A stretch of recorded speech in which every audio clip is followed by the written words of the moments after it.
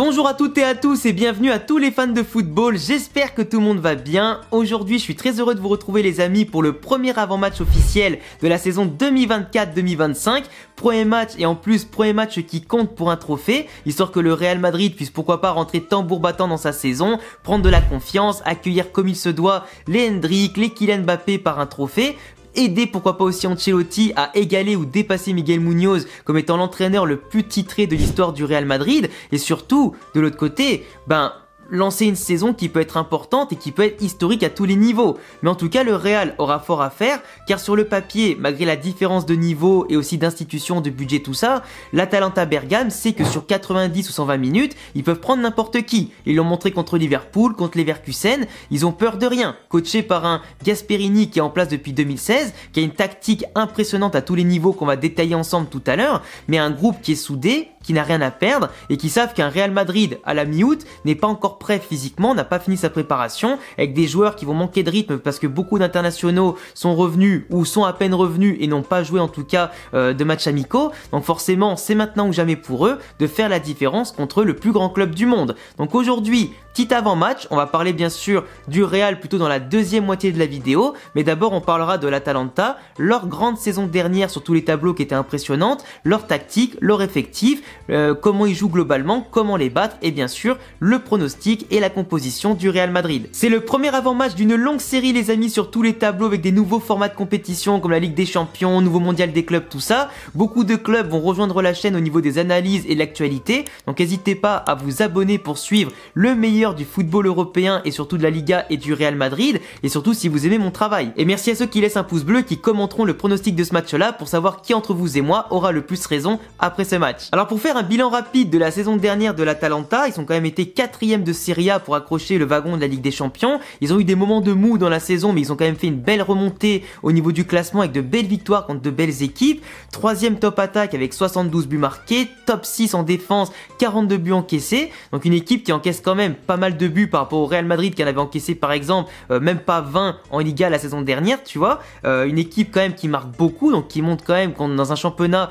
où le jeu est assez fermé, le catenaccio italien, où ils sont capables d'avoir un danger qui vient de partout avec des buteurs différents qui aiment beaucoup marquer en tirant de loin, profiter des coups de pied arrêtés, des schémas de jeu surtout assez impactants et qui montrent aussi en Coupe d'Europe qu'ils sont capables de martyriser n'importe qui. Ils ont perdu en finale de Coupe d'Italie 1-0 mais ils ont quand même remporté, comme je le disais, l'Europa League en battant l'invincible Leverkusen 3-0 en finale, en ayant dominé, en les ayant bousculés, en les ayant pris à la gorge, en ayant imposé un rythme en tout cas impressionnant. Une équipe qu'on n'attendait pas, qui avait bousculé Liverpool en fil 3-0, qui avait massacré pas mal d'équipes importantes en général et franchement qui était ultra plaisante à voir jouer et qui n'a pas démérité tout au long de la saison.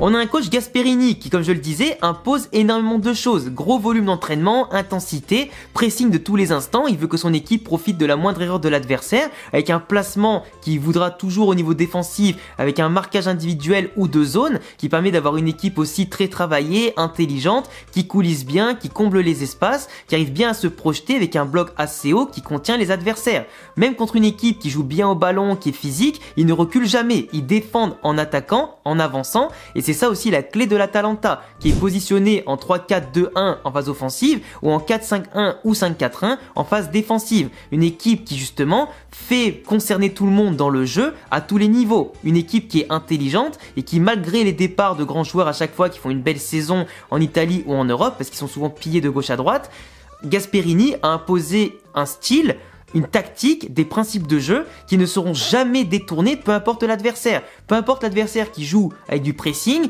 qui laisse un petit peu jouer, qui joue avec un bloc bas, ils jouent toujours de la même façon. Même s'ils ont un déficit technique ou physique, ils vont donner 400% avec un gros volume d'activité pour déjouer l'adversaire, pour lui montrer qu'on va pas le laisser faire, qu'on va le faire hésiter à fond, qu'on va pas le laisser réfléchir et globalement c'est comme ça que tu peux bloquer n'importe quelle équipe avec de la générosité, du talent, bien sûr un peu de technique pour ressortir proprement les ballons et bien le traiter sur les phases de transition assez rapides, mais globalement l'Atalanta c'est une belle machine d'activité. Offensivement, soit ils allongent le jeu s'ils voient qu'il y a un petit pressing avec bien sûr le bloc qui va rester extrêmement haut, ou alors ils vont essayer de contourner les blocs un maximum par un jeu de possession et qui va passer un maximum sur les côtés et qui va permettre d'avoir beaucoup de centres, avec un numéro 9 aussi Scamacca qui est soit très présent, soit dans les phases de possession qui va s'amuser à dézoner, participer au jeu avec KTLR notamment et Lookman. Et de l'autre côté, tu as quand même beaucoup de joueurs importants au milieu de terrain, comme notamment, comment il s'appelle, Coupe Mainers, Ederson, avec notamment aussi des joueurs comme Miranchuk ou encore Pasalic, qui ont la qualité technique, l'activité physique pour créer du jeu. C'est une des équipes qui tire le plus de loin en Europe et qui tire aussi le plus la plupart du temps. Le danger vient de partout, pas que du 9 Scamacca, pas que de Lookman, pas que de KTLR, le danger vient de partout. Sans oublier bien sûr les pistons Zappacosta et Ruggeri qui vont beaucoup se projeter, apporter du danger, autant qu'ils vont se replier pour ensuite entourer le trio défensif, Kolasinac, Yen et Jim City qui apportent une solidité impressionnante. C'est pas les plus rapides, mais c'est en tout cas les joueurs qui anticipent pas mal, qui au physique et au duel aérien sont rarement pris à défaut. On avait déjà vu à l'époque, en 2021, il me semble, un duel Real Madrid-Atalanta, c'était extrêmement compliqué de les faire déjouer, de les faire sortir. C'était aussi extrêmement compliqué de les contenir à fond parce qu'à chaque fois ils se déployaient et ils faisaient super mal dans les transitions et les espaces. Et quand tu vois que leurs défenseurs occupent même les demi-espaces, qui te bouchent, on va dire, la moindre faculté de projection, c'est extrêmement compliqué de les faire sortir et les faire déjouer. Là, pour les matchs amicaux, ils ont perdu 4-1 contre Parme à l'heure où je vous parle, parce que là où je tourne la vidéo, on est le 5 août. Moi, je vais pas avoir le temps de mater tous les matchs du Real et de l'Atalanta parce que je pars en vacances. Donc, le fait que j'anticipe ma vidéo en la sortant bien sûr plus tard, mais je la tourne en avance. Ils ont perdu 4-1 contre Parme et fait 2-2 contre la Z Alkmaar. Là où le Real Madrid, à l'heure où je parle, ils ont perdu 1-0 contre le Milan, 2-1 contre le Barça. Mais les matchs amicaux, c'est pas le baromètre idéal pour comparer les résultats. Même si la vérité, la saison dernière n'est pas celle d'aujourd'hui, quand tu vois leurs résultats de la saison dernière, ils ont quand même été assez importants, assez impactants et réguliers. Et globalement, le temps qu'ils retrouvent cet état de forme, ça va prendre aussi un peu de temps. D'où le fait que l'Atalanta d'aujourd'hui sera pas aussi percutant, je pense, que celui qu'on a vu ces derniers temps en Serie A, du moins pour les derniers matchs, et aussi pour la finale d'Europa League. En plus, ils ont perdu Scamacca, blessé au genou, qui normalement devrait soit avoir les croisés, soit une entorse, parce qu'à l'heure où je vous parle, ils viennent de finir le match, ils ont perdu 4-1, 19 buts et 8 passes D pour lui la saison dernière, donc une arme dans le jeu comme dans l'efficacité qui est en moins et qui peut être vraiment un problème pour eux. Il y avait Albilal Touré qui notamment devait partir de base à Stuttgart pour compenser, je crois, le départ de Guirassy qui part à Dortmund, et globalement le transfert va peut-être être avorté si Scamacca est vraiment très blessé. Et globalement, Bilal Touré qui est quand même un joueur important, physique, rapide, certes beaucoup moins bon techniquement qu'un Scamacca ou moins efficace, mais qui peut quand même faire mal par son physique et son volume de jeu. Donc à surveiller. Lookman forcément pour son triplé contre Leverkusen, sa vitesse, sa percussion qui peut faire extrêmement mal dans la verticalité, surtout si Militao et Rudiger sont pas attentifs ou si nos latéraux sont pris à défaut, ça peut faire extrêmement mal. Et en plus le mec il a pas besoin de 40 000 occasions pour marquer des buts.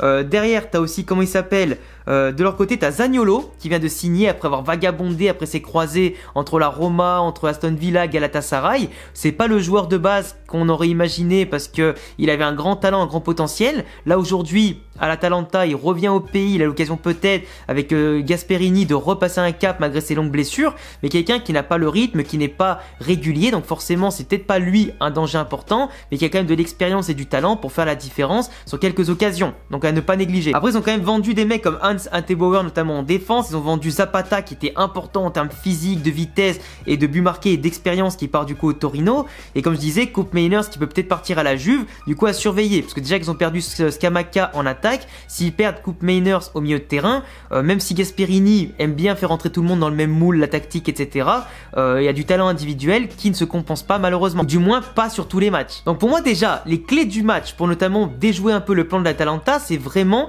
de tenter le tout pour le tout, de les faire reculer avec un maximum de verticalité, de la vitesse côté Real Madrid, avoir ce contrôle au milieu de terrain qui forcément sur les duels seront assez compliqués à gagner, mais avec des joueurs comme Tchouaméni, Valverde, avec Camavinga qui j'espère seront rentrés de vacances et bien en forme, potentiellement avec un Modric pour réguler le jeu, tout ça, ou Jude Bellingham notamment. T'as largement ce qu'il faut pour faire reculer l'Atalanta, les empêcher justement de lancer Lookman en profondeur, de viser KTLR qui peut vraiment avec sa patte gauche se faire plaisir entre les lignes côté Real Madrid, entre les lignes du Real Madrid. Il faudra faire extrêmement attention à l'imposant Bilal Touré qui notamment sera occupé par Rudiger et Militao.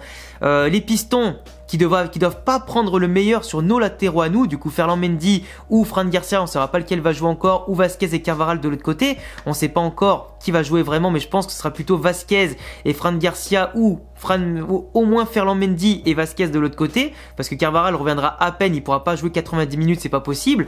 Et au milieu de terrain, terrain, ouais. Donc je pense que ce sera plutôt Jude, Tchouaméni et Valverde au milieu de terrain. À voir si Modric sera titulaire et après sortira au pire pour Jude Bellingham. Parce que Ancelotti a dit à la presse que Bellingham et Mbappé suivent des programmes spécifiques en vacances avant de revenir pour se préparer après la tournée américaine. Et globalement, ils seront en forme et prêts à jouer directement. Parce que oui, on pourrait bien voir la première de notamment Kylian Mbappé en attaque aux côtés de Vinicius qui a fait une rentrée contre le Barça qui était vraiment très bonne et très en jambes. Donc forcément, après 10 jours de préparation en plus, il sera titulaire d'office contre l'Atalanta. Et après avoir dans le 4-3-3, qui sera le troisième lascar de l'attaque côté Real Madrid, potentiellement Rodrigo, potentiellement Arda Güler ou Brahim. Ça dépendra que de la forme parce qu'actuellement où je vous parle, Rodrigo a une gêne au mollet. Donc à voir s'il va jouer contre Chelsea ou pas. Parce que moi je tourne avant ce match-là donc je sais pas. Mais Arda est très en forme en général. Brahim est très en forme aussi au niveau de ce qu'ils ont montré contre le Milan et le Barça. Donc forcément aujourd'hui au Real, tu n'as pas qu'un 11 titulaire. Tu as plusieurs titulaires qui peuvent être en place. Et globalement chacun va devoir se battre pour sa place par des buts, par des stats, par de belles prestations, de l'activité, mouiller le maillot et surtout rater le moins possible. Là aujourd'hui les places coûtent cher côté Real Madrid dans un système en 4-3-3 offensivement ou 4-4-2 défensivement. Donc à chacun de s'adapter en fonction de son statut bien entendu et de ses possibilités et mettre ses qualités au service du collectif. Et pour moi, battre l'Atalanta ça passe par le contrôle du milieu de terrain, faire reculer les pistons pour empêcher les centres, en tout cas l'activité dangereuse et de lancer Lookman notamment en profondeur et après essayer de marquer le plus vite possible pour justement les pousser à sortir encore plus et nous après derrière en verticalité, on n'est pas n'importe qui. Vinicius, Rodrigo, Mbappé, en verticalité, je pense que là, en termes de vitesse et percussion, on a rarement mieux en Europe, tu vois. Donc moi après, est-ce que je mettrais titulaire Mbappé d'office? Honnêtement, peut-être pas, mais après, vu la pré-saison d'Hendrick, qui est un peu inquiétante quand même, Mbappé, je pense qu'avec quelques jours d'entraînement, si Pintus le remet bien en forme comme il a prévu, il peut être titulaire et au pire sortir à l'heure de jeu, etc. pour pas forcer non plus son retour, mais je sais très bien que Vini, lui, sera 100% en forme, ça c'est sûr. Donc honnêtement, le milieu de terrain, c'est peut-être plus l'équation qu'il faudra résoudre avec le retour des joueurs, à quelle forme, etc.